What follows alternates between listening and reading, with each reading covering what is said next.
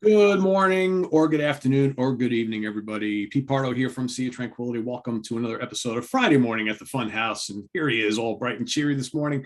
As always, my good friend, Mr. Martin Popoff. How are you today, sir? Good morning, sir. Doing well, doing well. Fall is here. It's getting nice and cool out. I'm going to try get out for a bike ride again today, but or a jog. I mean, I went for a bike ride the other day. My wife tells me like my knees get trashed biking because my seat's too high. And then, when I got my new bike, they had it, lower. And so I went kind of in the middle for it, but my knees still got trashed. So I think I'm going to stick with jogging, but it's great jogging weather out there. I think I am in the market to buy a bike again because I had one, I got rid of it.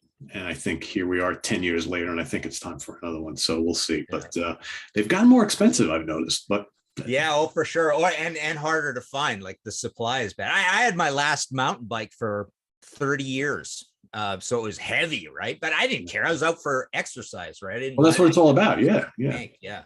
But yeah, my new one's a little more of a hybrid and a little more just definitely lighter. But I think, I don't know, maybe we could talk offline, but I think for me, I'd want a mountain bike because most of the places that I would ride around here may have rough surfaces. I mean, there are trails that are paved and whatnot, but I think most of the time I'm going to be off pavement because there's a lot of bike trails here, but it's dirt and rock. So I think I'd want something with nice sturdy wheels and I don't know, but I'm in the market. But it's interesting to say how you say fall is here, and I'm thinking, well, it's the 12th of August, but interestingly enough, we have been so hot here in New York, and it's almost like a switch was flicked yesterday.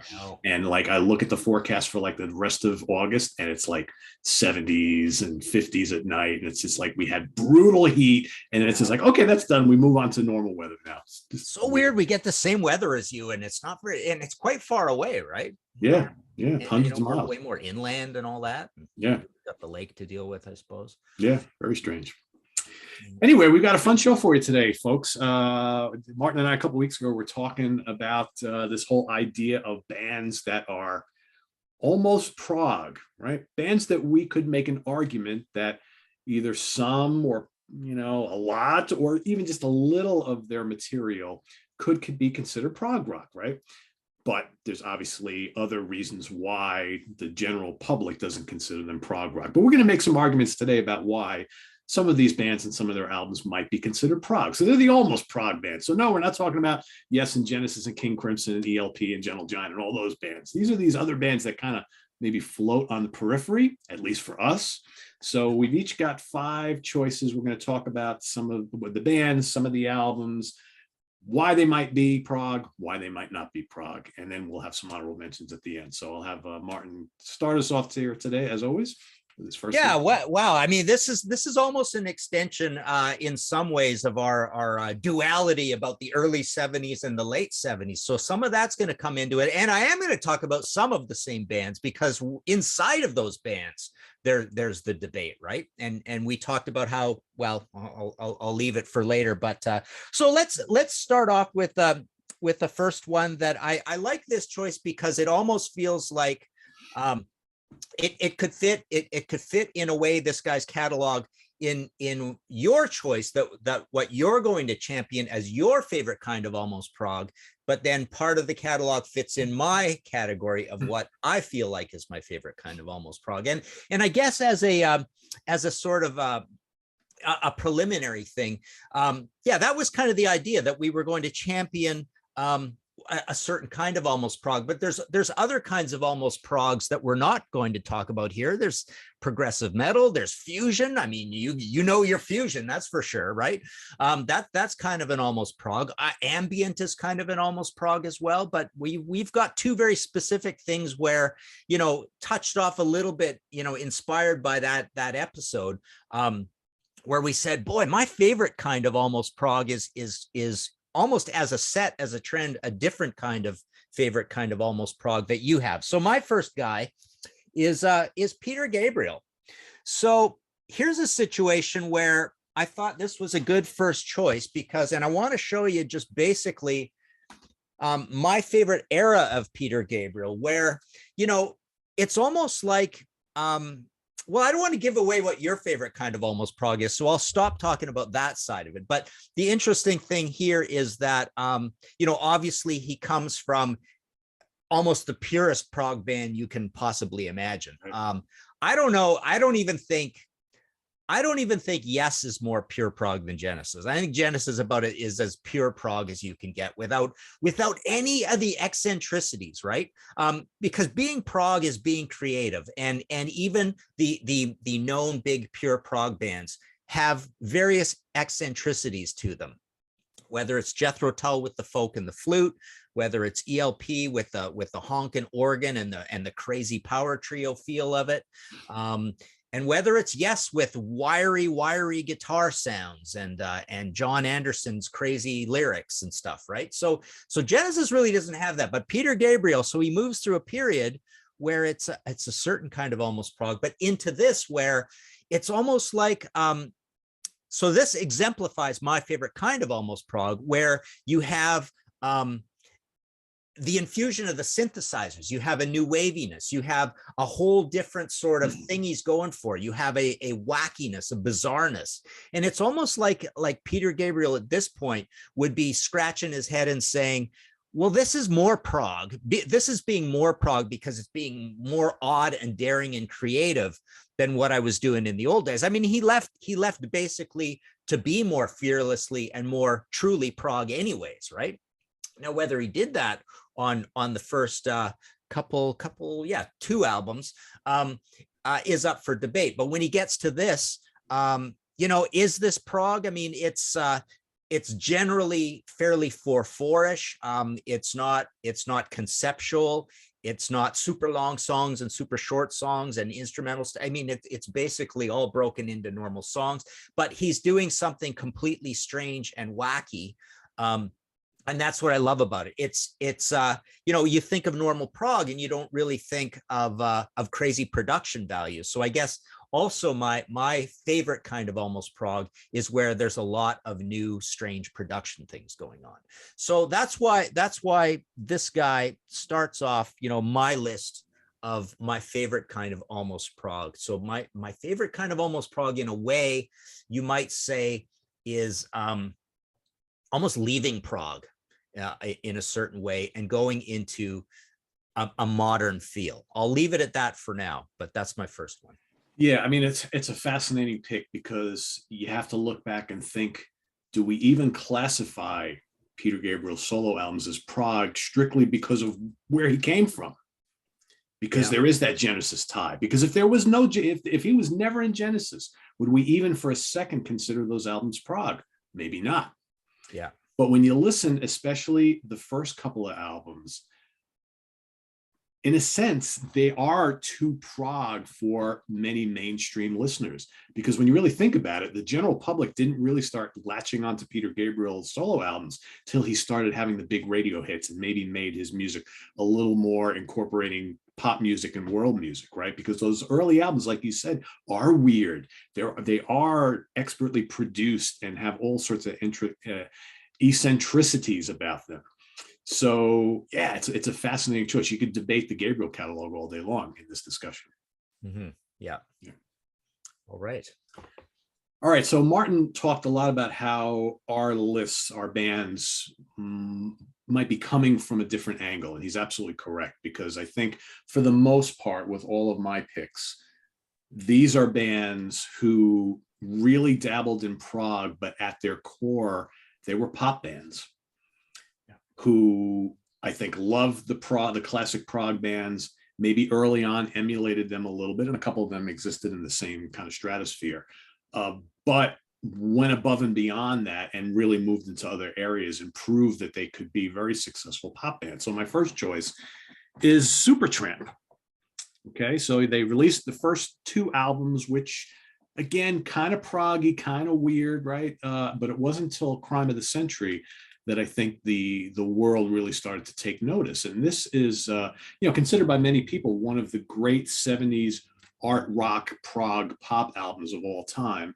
And it generally comes up in conversations when people talk about some of the greatest recorded albums of the era, alongside like Dark Side of the Moon. I mean, it's a 5-star classic. Every song is great on it. There's loads of Wurlitzer electric piano. There's the swirling guitars, the jazzy sax and clarinet. You got the 2 singers, layered musical passages. So, you know, all of a sudden it's like, wow, Supertramp's kind of prog, even though there's lots of pop in there, right? So this album, this album still dabbles in that sort of thing, as well as this album as well. But then all of a sudden, you know, so now for the why not part of it, so that's the reason why they could be considered prog. But why not? Well, but then they come out and they put this, they release this, which becomes a #1 selling album, 4 million copies sold, spawns 4 hit singles that are still played on classic rock and pop radio today. And it's more of like a soft rock pop album. You know, maybe you could stretch and say it's kind of art poppy, but really not. So, and you know, like in between and before and around, this band flirts with all of these elements that, you know, maybe for the prog purist, they're not enough prog, right?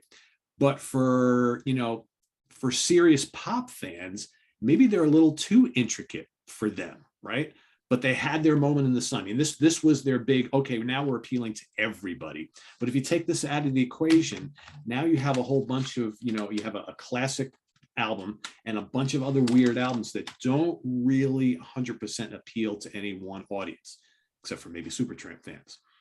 So I think like when we look back on it, this is a band that were almost prog a bit of time, or they were prog briefly and then kind of flirted with it throughout their career, but proved that they could be a massive success. And why they didn't, I mean, here's the interesting thing is they scored big, really big with this, but yet on their next album, it didn't do very well. And they kind of like went back to doing stuff like this again, which kind of like floats in the middle somewhere.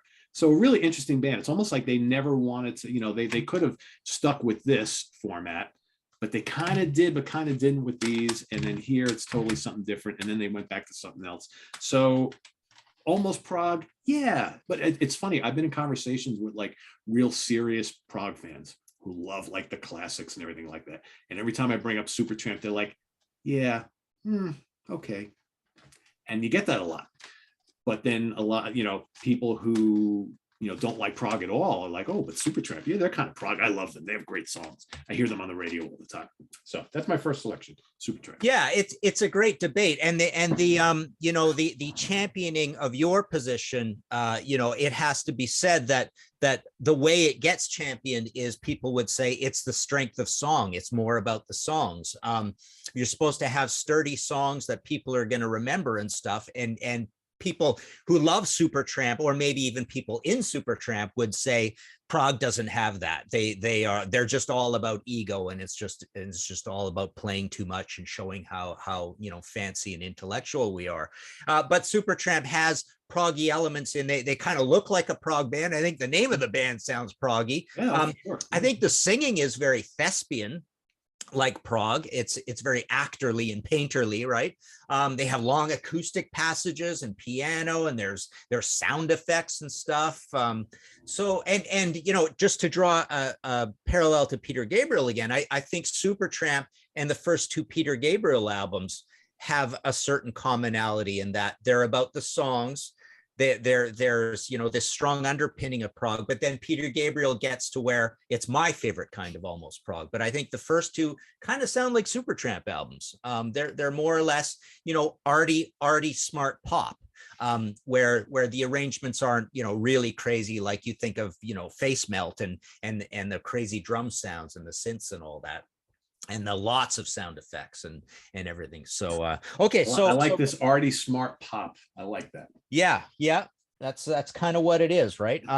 Okay, so my next choice, I've got a lot of props for this one because it's almost a family of bands, and it is a band that is a traditional prog band, but my favorite era is not the traditional time of them. So it's King Crimson in the red, my red is up on the wall there. I can't show the red, but you know, and I don't have do I have my yellow out here? I don't have my yellow out here either. So it's the disciplined beat three of a perfect pair era. And again, I think this exemplifies it really well, where you've got the traditional band with eccentricities. Definitely, they're not Genesis. They definitely have a lot of eccentricities. Oh, yeah. But when they get to this, they are so out there and so bizarre, and in that Peter Gabriel zone, and possibly in a new wave zone, a world music zone. Like they're literally so progressive that they're progressive in the Bill Bruford Courage version of the word, right? I mean, he has to leave yes because it's just not too crazy. It's not crazy enough for him, right?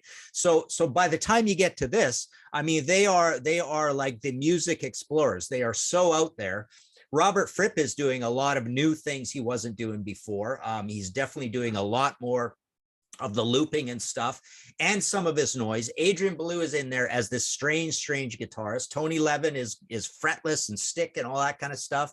And Bill Bruford is doing like a whole bizarre new form of drumming. So the whole band is being really, really strangely progressive. But again, are they a prog band at this point? And then as you know, to extend into the family, you know, I like this album, Robert Fripp Exposure, I think more than I like any of the earlier King Crimson albums, possibly with the exception of Red.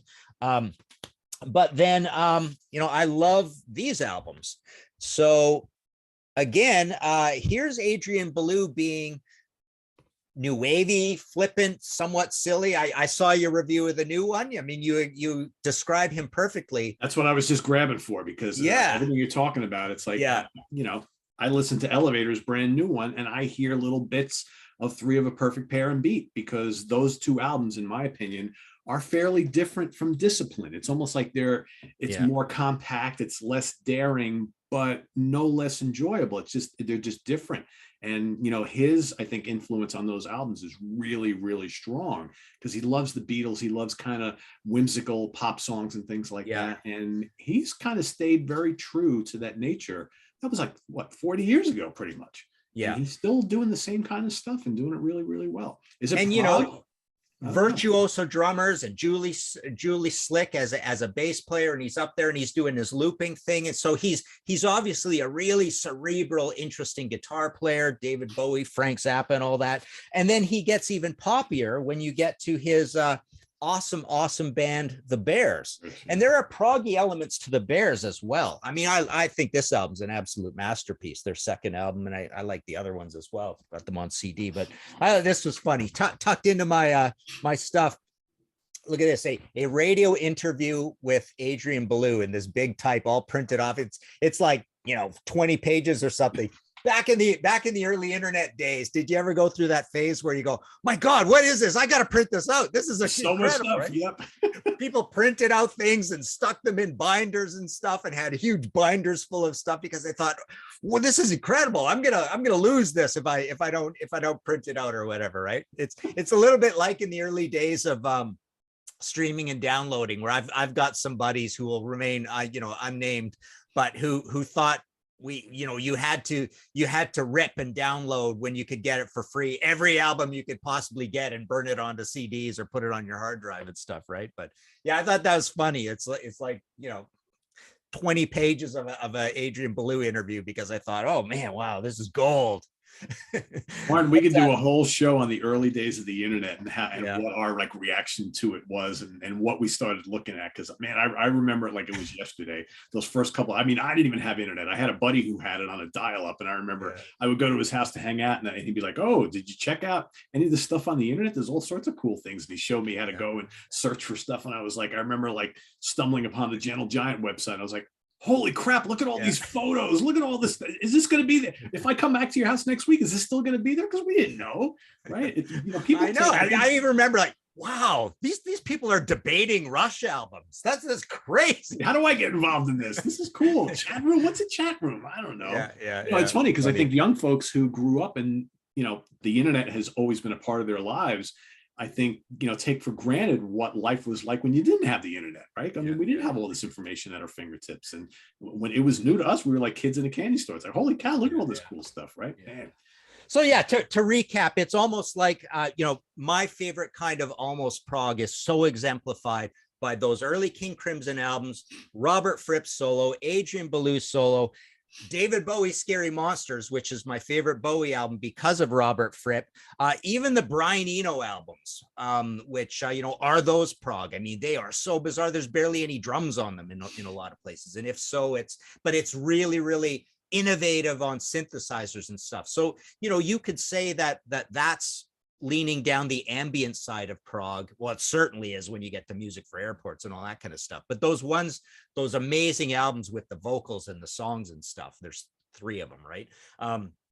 Those records are, again, to the new wavy, to the experimental side of prog, and not the the Pixies and demons and magicians kind of prog, right?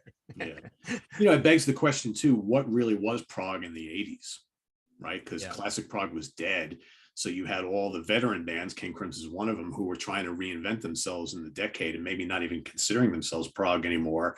You had the kind of what I call the new wave of British prog. You had, Marillion and IQ and 12th Night and Pendragon and Palace and all those bands who basically were just emulating their heroes of the 70s. So bands like King Crimson, Rush, Yes, and everybody else were trying to do something different or hoping they could do something different and be accepted, right?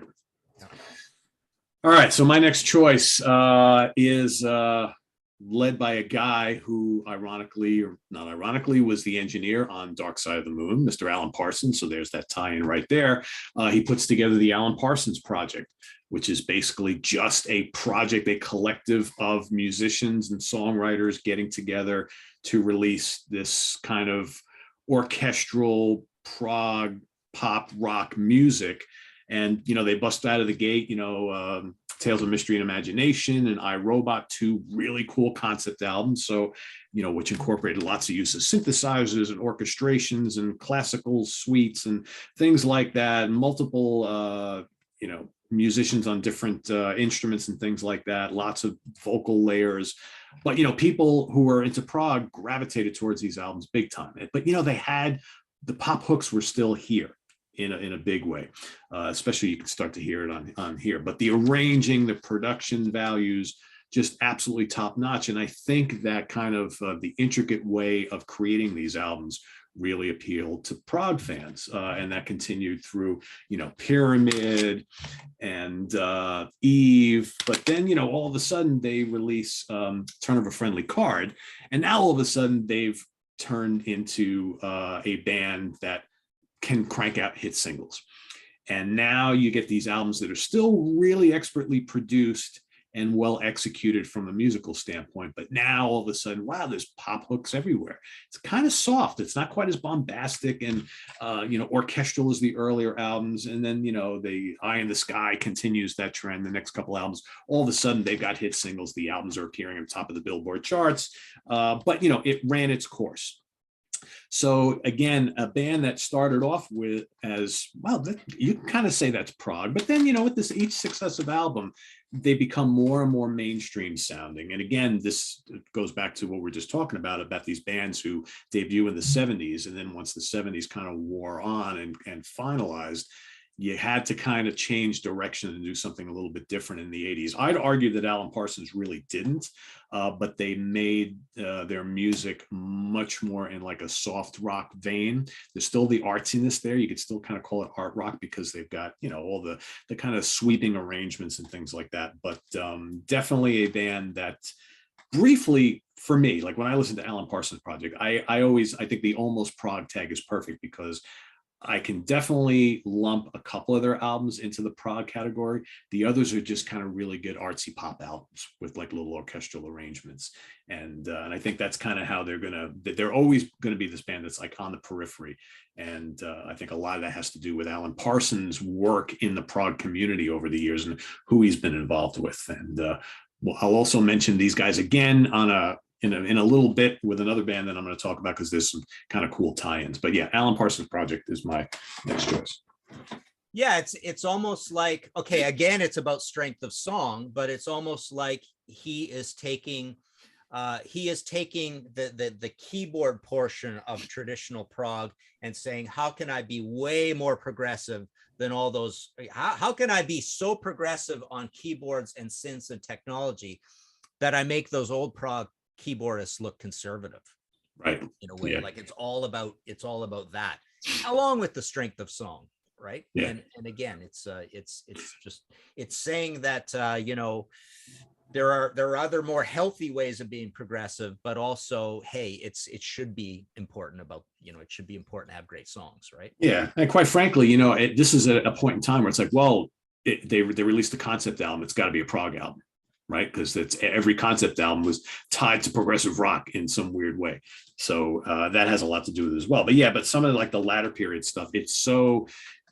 I like your comment about him grasping technology and keyboard technology, because he was able to make this music so lush to the point where some of the stuff is so easy listening and so cool listening, but it almost becomes kind of like elevator music, right? And there's that danger of crossing that fine line there. Yeah. Okay. All right. My next choice is Kate Bush during this period. So starting with The Dreaming, and then going into Hounds of Love, which is getting a little more conservative, a little more straight Fairlighty and straightforward. But again, it's the same sort of thing where I think it's definitely almost prog, but again, it's almost prog in an Alan Parsons way, in an Eno way, in a Peter Gabriel way, where there's a lot of crazy effects and rhythmic drumming and treated drum sounds and sound effects and just oddity, strange singing, pathological, kind of crazy sounding singing and stuff on it. And again, it's interesting how this is playing out, but you think of the first three albums, they're kind of like Supertramp albums or the first two Peter Gabriel albums. And my favorite kind of almost prog of this very almost prog artist, I mean, it's very debatable whether she is prog, is this stuff in here. And I thought an interesting parallel would be this artist here, Jane Siberry from Canada. So Jane Siberry is almost like the Canadian version of Kate Bush. In that, again, just a consummate, amazing singer, super high voice. But these are quite proggy and progressive albums when it comes to rhythms and bass guitar sounds and long songs and stuff. This was quite a big hit album, the Speckless Sky album. But the most proggy one, and it's interesting. I'm just kind of remembering this. But this is a masterpiece. So the Walking, which is, I think it's. I remember that album cover. Yeah. Yeah, this is a great record. So this is well before the CD age. It is. Yeah, it's 1987. But the crazy thing is, there's like 26, 27, maybe even more minutes. What do we got here? 16 and 12, 28, 29 minutes per side. So this is like almost a 1 hour long album. But you've got. The songs are like The White Tent, The Raft, 9:10, Red High Heels, 7:16, Ingrid and the Footman, 7 minutes, Lena is a White Table, 6:38, The Walking, in brackets, and Constantly, 6:14, The Lobby, The Bird in the Gravel, 10:42. So, and it's beautifully recorded. It's very kind of cerebral, intellectual stuff, and again, quite proggy. So this is another artist where it's like she almost comes from a new wave background. It's a female solo artist, so there's all these signals that it can't be prog. But to me, it's definitely, and there's the booklet that comes with it with the lyrics and all that, another proggy thing to do. But to me, Jane Siberry is just like Kate Bush in that, people say this about Tori Amos as well, right? That there's a proggy element to what they do. And again, it's like, what is the meaning of the word progressive? I mean, it is virtuoso playing, virtuoso recording, complicated arrangements, long songs. Kate Bush certainly has, surprising verse chorus situations, long intros, all that kind of stuff, short songs, instrumental bits and stuff. So they all have that. So again, I guess my favorite kind of almost prog is again having these two elements of modern recording values and new waviness, I guess, is keeping on being the theme, I think, here for me. Now we're going to get all the comments like, well, they mentioned Kate Bush again. When is that damn album ranking coming from Chuck, Steven, and Martin? So yeah, we'll have to get with them and get that going, because I know we're long overdue on that. We've been talking about it for a while. All right, my next choice is a band called Styx. So here is a band that I think scratches the itch for a lot of different styles, for a lot of different people. And I think that's one of the reasons why I've always loved this band so much. It's like at their core, they're a really good hard rock band, but they also do prog really well. They also do soft rock and pop really well. And sometimes they even get heavier than hard rock. So they kind of do a little bit of everything. And even early in their career, on their first couple albums, they would throw a boogie tune in here and there, right? So they do a little bit of everything. And that's what always appealed to me. But I always loved the prog aspect of their playing, because they put the pop thing on top of it as well. So even their like more proggy songs still are really, really memorable and have those pop hooks. So, and it kind of all really started. I mean, they had moments on the first couple albums, but it really started with like Equinox, with songs like, Sweet Madam Blue. Lorelei has some really cool arrangements, Mother Dear as well. Midnight Ride is a big heavy rocker. But then, all of a sudden you add a guy like Tommy Shaw to the mix, and he joins the band with Crystal Ball. And this album is full of those kind of proggy things. You got, the Ballerina on here, the title track, Crystal Ball, Jennifer. But I think it really kind of happened with this album. This album, to me, I know I've had arguments with people over the years. To me, this is just a really great hard rocking, accessible prog album. And I think because it was such a big seller and had so many hit singles, that people are like, it's not really prog. But man, listen to Man in the Wilderness. Listen to Castle Walls. That's straight prog. Even The Grand Illusion, the title track, which has been played on classic rock radio for a million years, has lots of proggy bits. You've got Dennis DeYoung using all the latest synthesizer technology on these albums. Tons of Hammond organ on here. You got the 2 guitar players, the 3 singers. Fooling Yourself, The Angry Young Man is a expertly produced and recorded song that has all these great layers. Yeah, it's catchy, but still, it's very, very proggy. They would continue that on Pieces of 8. But then, why maybe it's not prog? Well, all of a sudden, then they come out with Cornerstone, which was their, if those albums sold really, really well, this was their big, big, massive first, major hit. And why is that? Well, because it's got a song called Babe on it, right? Which is a pure pop song. And all of a sudden, I think Dennis, who was one of the driving members of this band, said, hey, you know what? I think I really like doing pop stuff. And that kind of continued, Paradise Theater, a concept album, right? But it's really no prog on here at all. You got, The Best of Times, another big ballady type of song, some other good tracks on here. And then another concept album, but again, very theatrical, very much pop driven, is the Kilroy album. And that kind of continues the band on through breakups and getting back together, releasing these albums that really got away from that early prog sound that they did so well. And it's not until like real recently where they returned, they did like a complete 180 with The Mission and Crash of the Crowns, their 2 most recent albums. They're back to being a prog band once again, but there's still those pop hooks on here. But I listen to these and I'm like, wow, this to me goes back to the Crystal Ball, Grand Illusion days. Maybe not quite as bombastic as back then, because they were a lot younger in the 70s, but the more intricate playing, the layers, the well-placed vocal melodies all over the place here. And to me, I always love that side of the band. And I think they're one of the ultimate almost prog bands for me, that I know a lot of the purists don't consider them prog at all. They're like, they have a couple prog songs, but I think they did more than that. But yeah, Styx.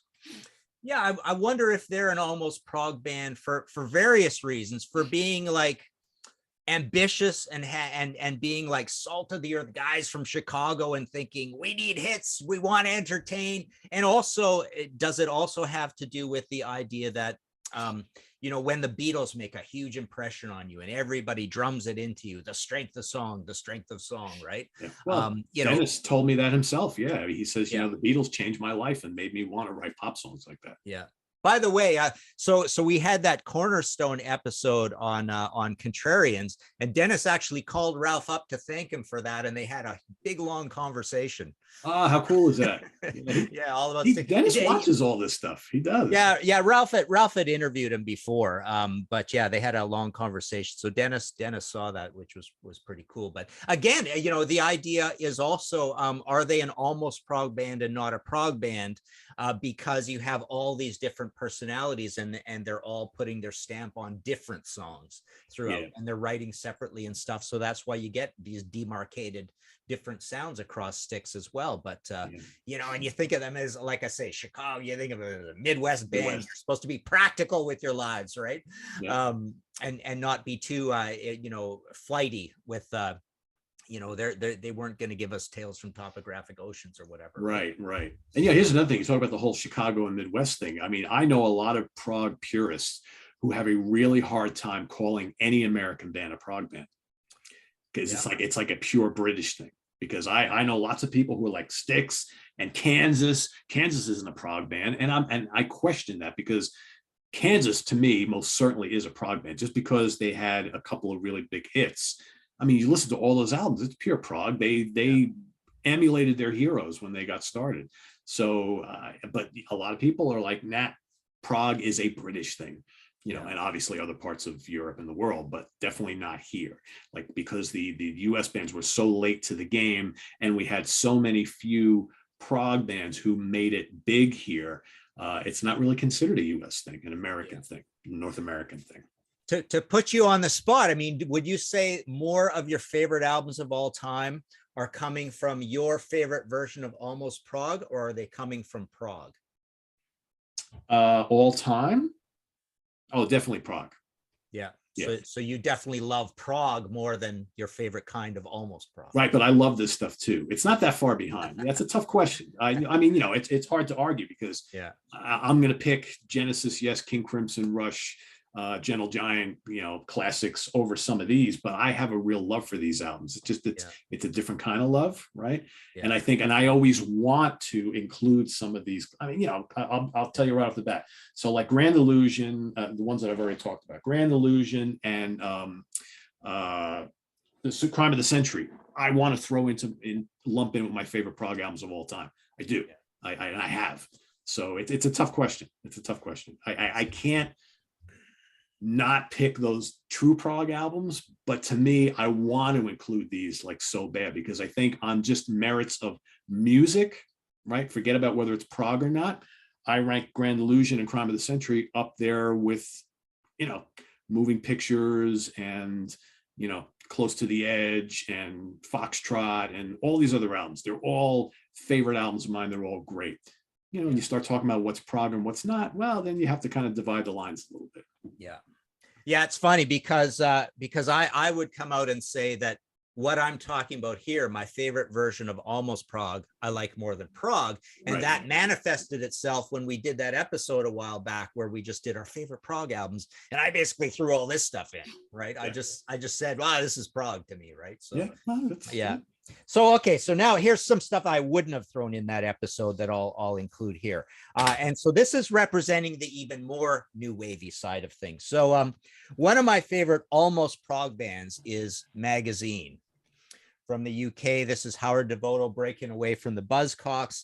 This is an absolute masterpiece. This is basically, I always call these guys the Pink Floyd of new wave. And there's a crazy weird looking photo of the band, right? Looking not particularly punky or anything, just basically looking like King Crimson, right?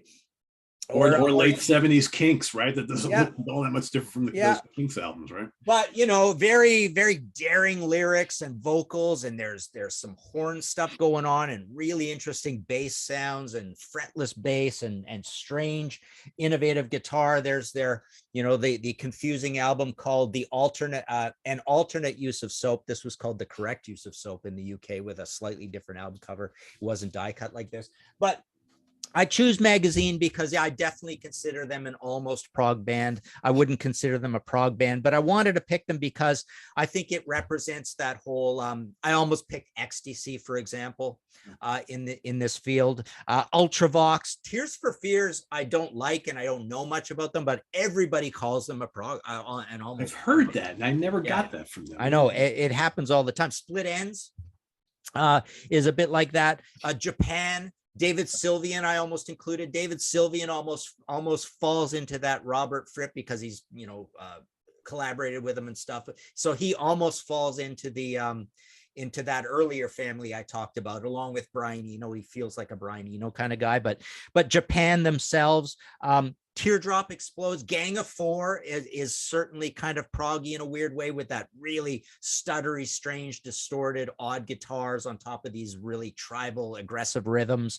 Chameleons UK, one of my favorite albums of all time, that Strange Times album, I think is almost prog. Wire is a band like this as well. So I'm not naming any punk bands here, but these are certainly post-punk bands that are fearlessly creative and weird. I mean, this is why that seminal history of post-punk is called what's it called exactly? Something like Tear It Up and Start All Over Again, which is the definition of truly being progressive, right?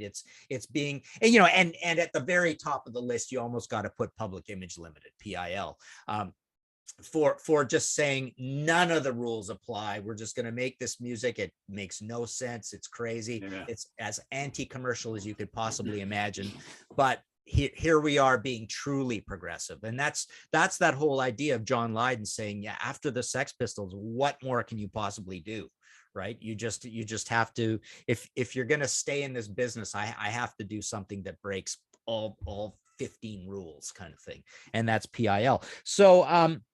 So again, a lot of this is about synthesizers. It's about odd use that nobody expects of guitars, bass riffs, tribal rhythms, like not using cymbals. Susie and the Banshees is another band that kind of fits into all this. So yeah, there's a whole umbrella. This placeholder, I'm using Magazine as a placeholder for the new wavy, the really artsy end of post-punk as being almost prog. Yeah, I mean, we were talking in the prog seat the other night. We were talking about the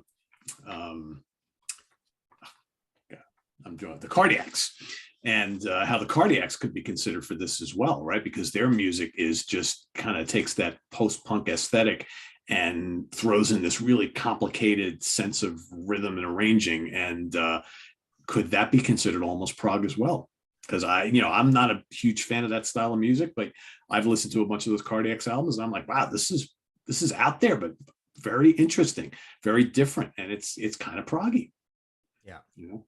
Well, and you could even say In Excess at certain points. Simple Minds. People, prog people like the Police, right? They think it's pretty interesting what Stuart Copeland did for drums and all that, and just the odd arrangements of this power trio thing. Neil Peart was a big fan and all that stuff. Yeah.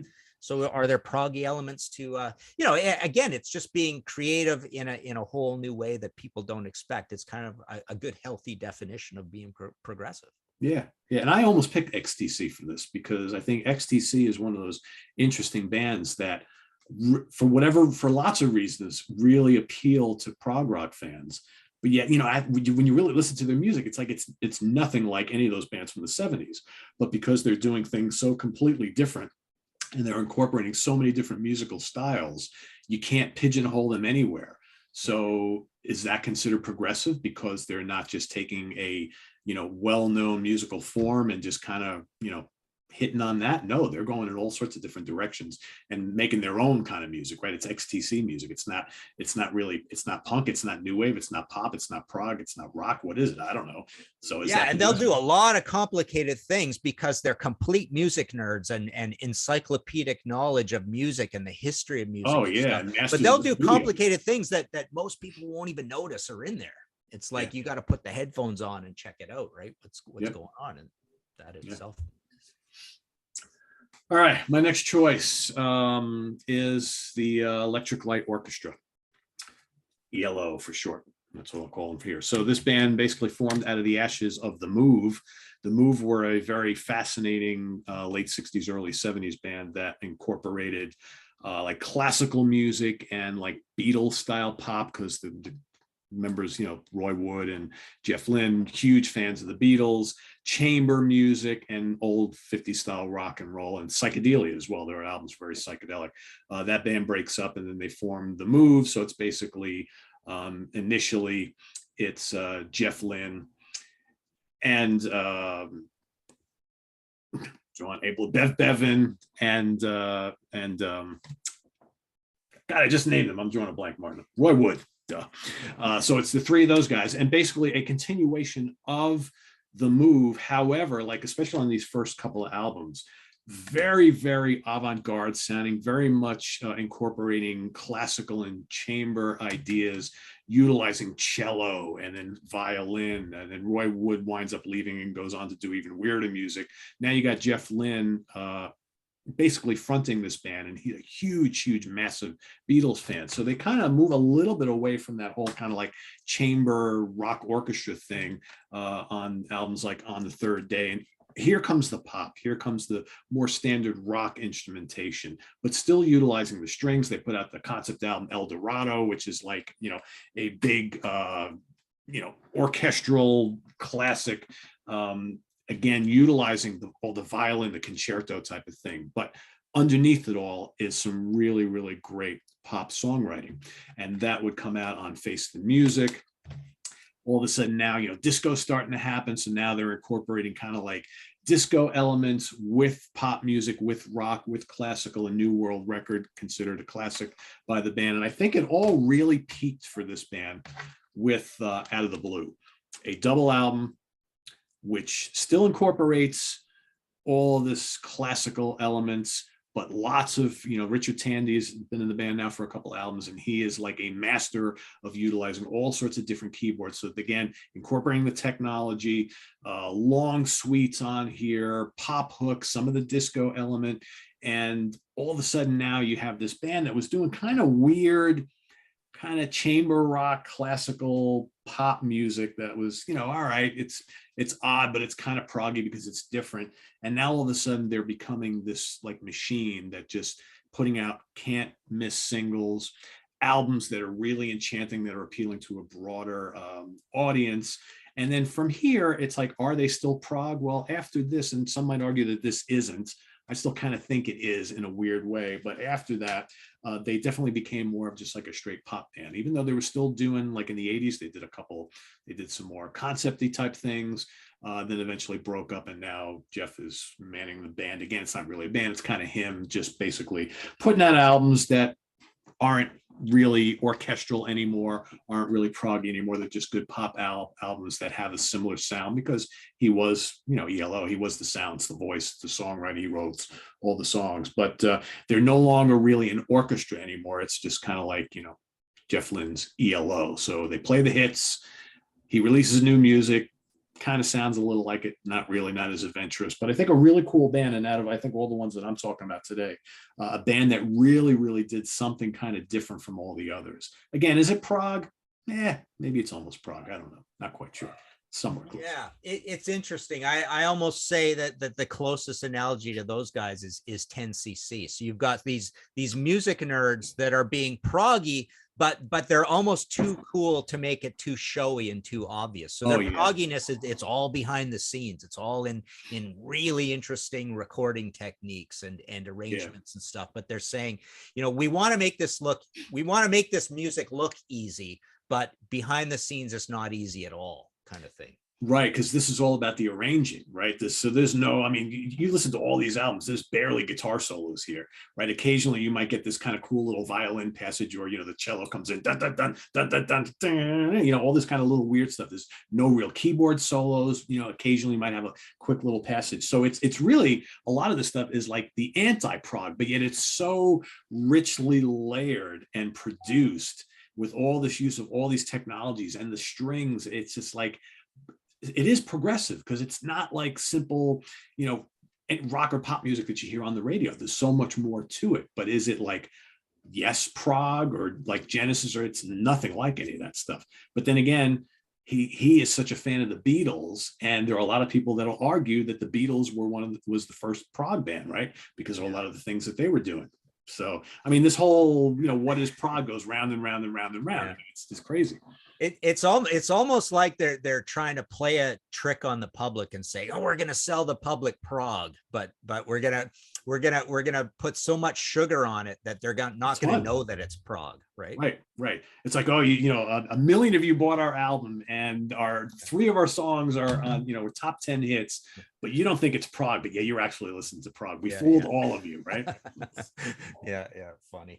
Okay, so my last choice is a pure prog band, but again, I had this band in my I think I had it in my favorite prog albums, but basically Genesis, when you get to the whole Abacab, well, it starts with Duke, Abacab, 3 Sides Live, little bit Genesis. I'm not a huge fan of Genesis, but so it's almost a placeholder for, I guess the closest analogy would be Rush as well, where the songs are getting shorter, there's more synthesizer. So it's a combination of being, it's a combination, I guess, of everything I've talked about here, the 2 things, the dualities, production oddness, using new synthesizer sounds and all that, possibly new waviness. So a little bit of, whodunit and stuff like that, right? Even keep it warm, or keep it dark, keep it warm, keep it dark. Yeah, keep it warm as Black Sabbath. but yeah, so this period of Genesis is my favorite period of Genesis. I like it more than traditional proggy Genesis. And it's kind of like the comparison is a little bit of, although it's closer to me with Rush, but you have the original Rush, which, people now call them a prog band, but in the old days it was a prog metal band. So it was a kind of almost prog in a way, right? But then when you get to Moving Pictures and Signals and stuff, you've got a rough equivalent with this Genesis thing. But this Genesis thing is as close as it is to oddball Peter Gabriel as it is to oddball Rush or whatever, the big Rush. So yeah, to me, and again, it's a much tighter window of the more radical King Crimson example from earlier on. Yeah. But yeah, so to me, I mean, I just revel in the drum sounds. This is my favorite drum sound of all time that you get on this. And there's some progginess in that as well. But again, it's more based around synthesizer than it is around guitar. I would say there's much more of that, and just radical, interesting production techniques and crazy gated drum sounds and really interesting drum sounds. So again, the theme, I guess, in my favorite kind of almost prog, new waviness, production oddness. I've often thought, Martin, that because I'm a big fan of the Duke album, and I like Abacab, and sometimes I ponder, I'm like, well, what if Phil Collins never released that first solo album and didn't get that taste of doing that sort of music? Yeah, I could have taken another 3-4 albums of Duke Abacab style music, because I think that's fine. Will it ever be my favorite compared to the Peter Gabriel era stuff, or even like Trick of the Tail and Wind and Wuthering? Probably not, but I like that stuff quite a bit, and I could have done with more of that. I think, to me, Genesis went into places that Genesis should not have gone. For me, I know that made them millions and millions more fans, and I'm sure they never thought twice about it. But I sometimes wonder if Phil didn't realize that, hey, I can be a kind of pop R&B, superstar, and I'll bring that to Genesis. If Genesis would have never deviated from what they were kind of doing right after, Gabriel, and certainly after Hackett left, I could have done with a whole bunch more albums that are kind of toil and then there were 3 Duke Abacab kind of music, because those albums are, Abacab to me is where Genesis should have been in the 80s. Again, because we talked about these bands trying to move from the 70s into the 80s. You got to change what you're doing a little bit. You can't just keep doing the same thing, because that decade wasn't going to take it. And I think Abacab was a good transition for them, but then they continued to go in that more pop direction. And I think a lot of that, people argue and say that Tony Banks also was driving that quite a bit as well. I don't know, or whether Tony saw the success that Phil was having and said, we can do that too within the confines of this band. I don't know. Yeah, Genesis is almost like an Alan Parsons album. Right. that you're getting at that point. And then there's almost too much of the R&B or the even more pop overtness in the even bigger albums to follow after that kind of thing. Yeah. So Yeah. I think most like longtime Genesis fans, to me anyway, the problem that a lot of us always had with those latter albums is they didn't spend enough time on the instrumentation. And it's like, it's all very, very vocal oriented. It's all about the hooks and stuff. And that's fine. But it's almost like Genesis forgot that, hey, we are amazing musicians too. And, that's a big part of it. But again, that wasn't the 80s, right? That shit wasn't important then. And certainly wasn't important in the 90s. So. All right. My last pick for today, before we get to honorable mentions, is a band from California called Ambrosia. So a lot of people, when you mention the name Ambrosia, they're like, oh yeah, that band, the creators of yacht rock, right? Or one of them anyway, soft rock veterans, right? How Much You Feel, You're the Only Woman, Biggest Part of Me, huge hits, pop songs, whatever you want to call them, pop, R&B, soft rock, yacht rock, whatever. Easy listening rock, soft rock, whatever.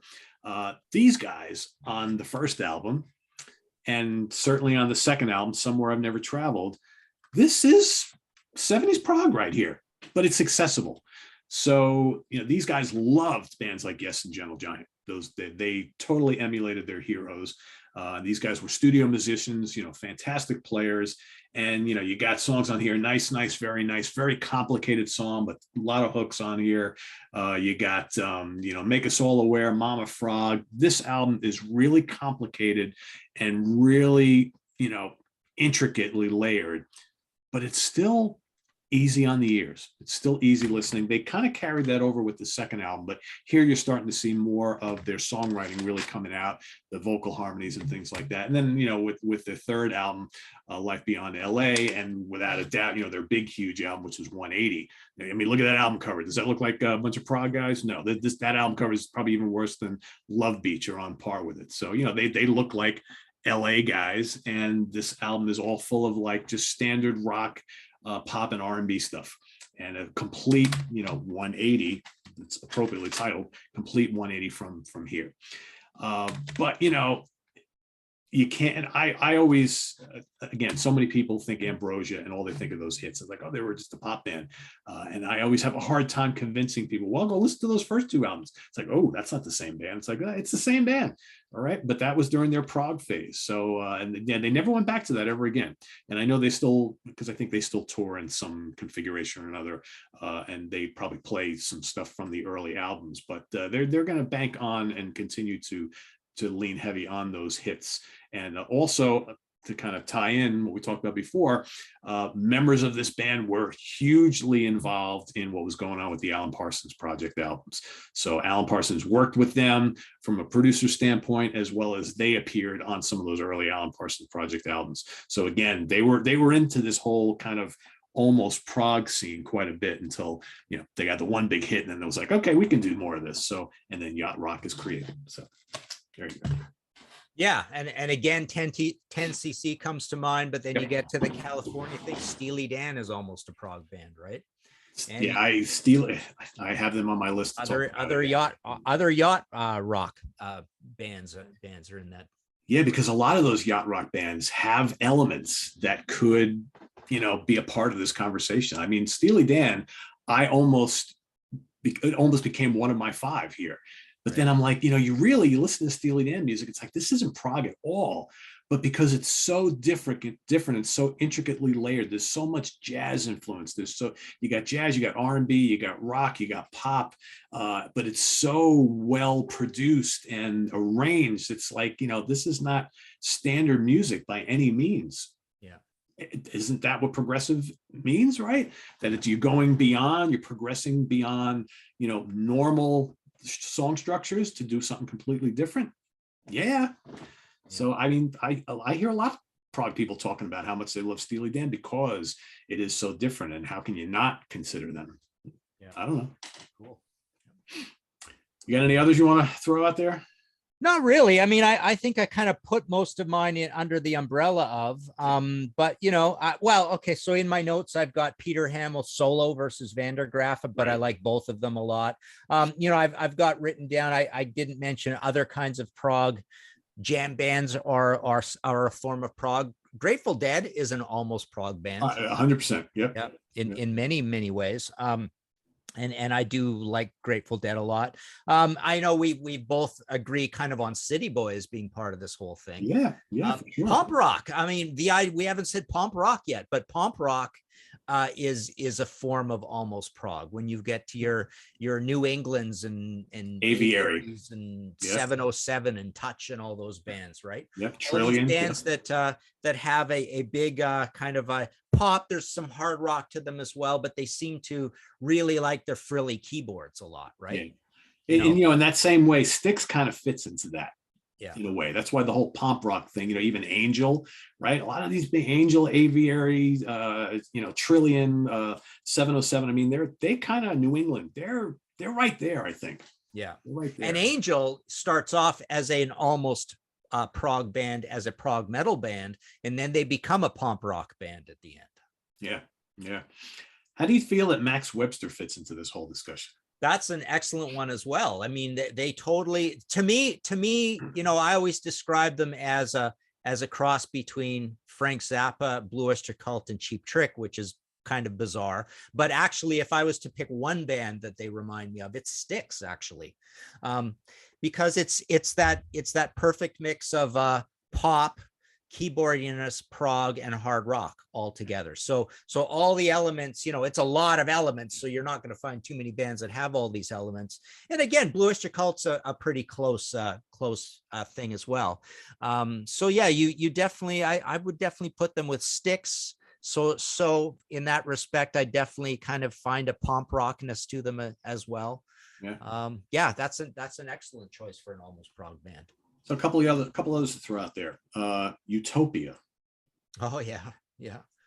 Because I mean, there's no denying those first three albums are I mean, that's what Rundgren wanted to do. He wanted to take deviate a little from his solo career and do some prog stuff. And that's what those first couple albums are. But then all of a sudden, by like the fourth album, fifth album, it's like he decided, all right, enough of that. New wave is hot. Let's turn this band that's kind of like a new wave pop band. And that's what they became. And they did that really well too. So, I mean, Utopia is kind of in this mix as well. Yeah. Yeah, it's funny. I mean, some of these bands, it's almost like they, Utopia almost seems like a band that wanted to document all of rock history, like do right, a whole they bunch always of everything. follow. Yes, 100%. Yep. Yeah. I think you're absolutely right. I think that they, Todd and company, after the prog heyday, puts out Adventures in the first Todd Rundgren's Utopia album. There's a couple others in that style. New wave gets big, and then follow that a little bit. Then they go and they do that Beatles, Deface the Music album, right? So it's like always like saying, okay, yeah, you like this kind of music? Well, we're going to do it for you, but we're not going to stay on it for too long. It's like that. That's basically what Utopia did. So really, really interesting. The Tubes, I think, kind of, sort of. Oh yeah. Here. Certainly, yeah. I guess for the first couple of albums, for sure, they had that really sort of almost like Steely Dan California session musician showiness around what they were doing. And the Zappa, Frank Zappa, that's a perfect almost. Oh project, yeah, right? Yeah. How did we forget Zappa? Yeah, can't forget Zappa here. Yeah, for sure.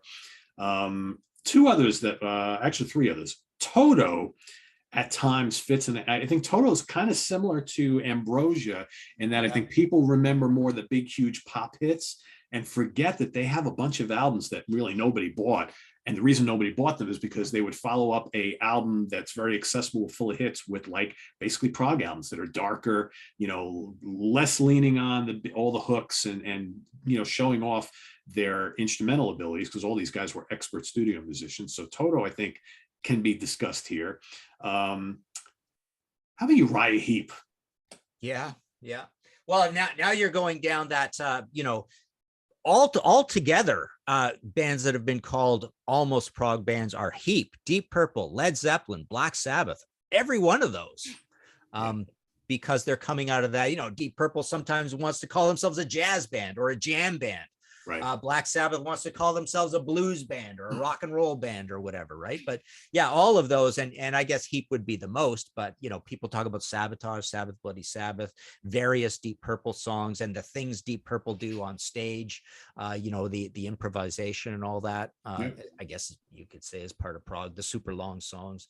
So that's all that, that's almost that in that, not almost Prog, but almost Prog metal, right? Right. Yeah, exactly. And the last one I want to bring up, Martin's favorite band of all time, Chicago. Oh, yeah. Because quite frankly, those first couple of Chicago albums, I mean, if that's not, again, a lot of people are like, well, Prog can't have horns in it. Well, those albums are full of like big extended suites and expert production values and complicated arrangements, long songs, long albums, double albums. I'd be hard pressed to deny that Chicago Transit Authority, Chicago 2 and Chicago 3 aren't Prog in some weird way, right? But again, filled with some hits, lots of horns, and kind of doesn't sound like standard Prog, but I don't know. They have a lot of the elements, so it's possible. Yeah. But to swing it back to the focus of, we're naming all these other kinds of almost Prog, but the stuff you talked about, that is your favorite kind of almost Prog, right? Yeah. I like these bands that kind of can do, produce great songs, great hooks, memorable albums, but yet there's all those kind of embellishments that give me the warm and fuzzies, and that really kind of help put them in a realm that's not that much different than the classic Prog bands we know and love. Whereas those bands tended to produce albums, right?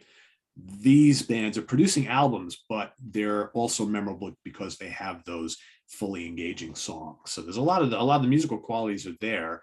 But, let's be frank, on some of those early Genesis albums, right? There's no hit single type stuff on there. You listen to those albums because you love the instrumentation, the drama, and the arrangements, and you listen to those start to finish. Whereas some of the bands that I brought up today, yeah, you do that as well. But there's, each album has you cherry pick some absolute highlights, and many of those highlights became legendary songs to like people who aren't necessarily Prog fans.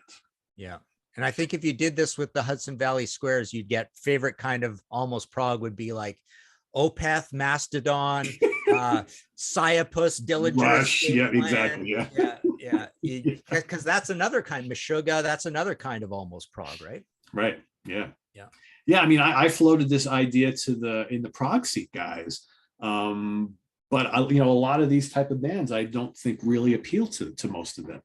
Right, because they're coming from more of an old school that Prog is a certain way. Although I think like a guy like Chuck Alvarez, I think is very in tune with your line of thinking, because he loves a lot of the post-punk and early new wave bands because of their, a lot of the reasons that you said before. So he often, a lot of our shows, he brings up those bands and those albums because I think he came from that school, right? Was into, when he was younger, was into the punk scene and the post-punk scene. And then he got into Prog heavily, and he's like, there's a lot of similarities between a lot of what's going on here with all these bands.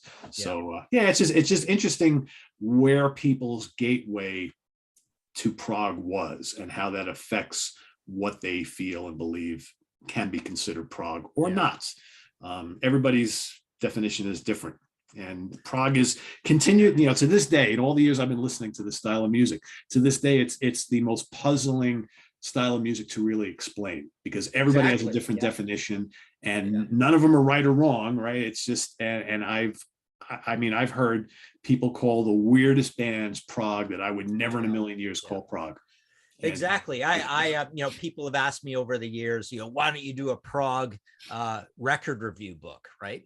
And it's like, I always think of Prog as a bicycle wheel, and it goes off with spokes in so many different directions to the quietest music that you could barely even hear, like Brian Eno music for airports, to Dillinger Escape Plan. Right. Yeah. Right. I mean, there's your extremes right there, to as jazzy as you want it to go. Right. To as poppy, to as new wavy. so many different directions. So I've always, I always answer people and say the only kind of prog book I could possibly do is one of those cheats where you go, let's take a big poll and find out the biggest prog albums of all time. And I'll write about those 250 or 500 or 100. And leave it at that, right? To be safe. Yeah. And that way, when you do a poll, you end up with the most conservative choices imaginable at the end of that poll. Yeah. I talk to people who will argue that Pink Floyd was never a prog band, but yet by many, they're considered one of the biggest prog bands of all time. Depends on how you approach it, right? I got into I saw a conversation on one of our videos recently where, someone was arguing that Cream were one of the first prog bands. Yeah. Would you ever consider Cream prog? yeah, definitely not me. But again, it's because of the improvisation and the jamminess and the fact that all three were considered virtuosos, right? Yeah, right. And you brought up fusion before. I mean, there's tons of jazz fusion bands from the 70s, Return to Forever, Mahavishnu Orchestra, some of the Miles Davis stuff, Weather Report, Tony Williams' Lifetime. I mean, a lot of that stuff, at its core, you listen to some classic albums by ELP and Yes and stuff, and they're kind of, it's of a similar mindset. It's just that those bands were coming from a pure jazz background, but they were incorporating rock elements because that's what was big at the time, where you had the rock bands and the prog bands were like, oh, we can keep up with those guys. We can incorporate little bits of jazz and classical in our music. And so it's just, it's an interesting era, especially the 70s, where you have all these bands that were liking what everybody else was doing, and they were all experimenting and all adding new elements and flavors to their music. And will there ever be an era of music like that? I don't think so. Yeah. Cool. All right. I think we exhausted that, but some good discussion here. So down in the comment, as always, down in the comments, list what you feel are some of your favorite almost prog bands and some of the albums by them that you like, or even almost prog styles. That too. Yeah. That too. Because there's more. We touched on a bunch today, but there's more. We didn't really go too far into the metal realm today. I mean, that's a whole other Megillah right there. So, but yeah, and if you want to comment on some of the bands we spoke about today, please go ahead and do so. So, Martin, what's happening over on Contrarians, the podcast, the new books? I know you got the David Bowie book in, right? Yeah, the Bowie book is in, so I've been signing and shipping those out, and the Angel book is back. And we had that Styx Cornerstone, like I say, go up in Contrarians, and I got to come up with it. Actually, no, I know what I'm going to do. So my next History in 5 Songs podcast will be on the birth of stoner rock. And when I say birth, I mean 92, 93, 94, 95. None of this Black Sabbath business. It's literally, I remembering the time when we were starting Brave Words and Bloody Knuckles, and this stuff was really starting to get exciting and blowing up with the new labels and stuff. So that's what I'm going to do for the next podcast. Yeah, it's interesting because, and not to derail this conversation, because I know we got to let everybody go, but it's like a lot of people say, the birth of stoner rock was Black Sabbath and Leaf Hound and, maybe Pentagram and Sir Lord Baltimore and all that. But then the big long break in between, right? So how can that, if really that was the birth, you had a lot of bands doing that sort of thing all throughout the late 70s and the 80s. And I think you're probably right. Stoner rock really as an art form, a music form that we talk about, really started in the early 90s. So I'm very interested to see where you go with that. Yeah, it's Caius, Desert Sessions, moving into Meteor City Records, all that kind of stuff, right? Yeah. Swedish bands. Yep, for sure. So cool. Awesome.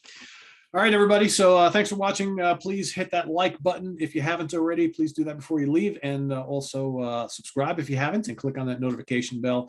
And visit us on the web at www.seatranquility.org. We're on Facebook. We're on YouTube, all together, all the damn time. Also a reminder, if you haven't gotten your ticket yet for Sea Tranquility Fall Fest at the Chance in Poughkeepsie, New York, October 1st, please go ahead and do so. And we look forward to seeing you there. And it'll be a full day full of discussion and music. Lots of great bands playing, including the Pat Travers Band, Nectar, Vanilla Fudge, Sonus Umbra, Epic Tantrum. We've got Andy Powell from Wishbone Ash there. We've got Chris Caffrey from Sabotage and TSO there. Martin and myself, the Hudson Valley Squares in the Prog seat, Monsters Den folks, we're all going to be there. So we look forward to spending the day with all of you. And till next week, Have a good weekend, everybody. See you at the Funhouse next Friday. Don't forget, tomorrow we got the UK Connection, and Sunday is Ranking the Albums Day. So for Martin Popoff, I am Pete Pardo. See you all soon. Bye-bye.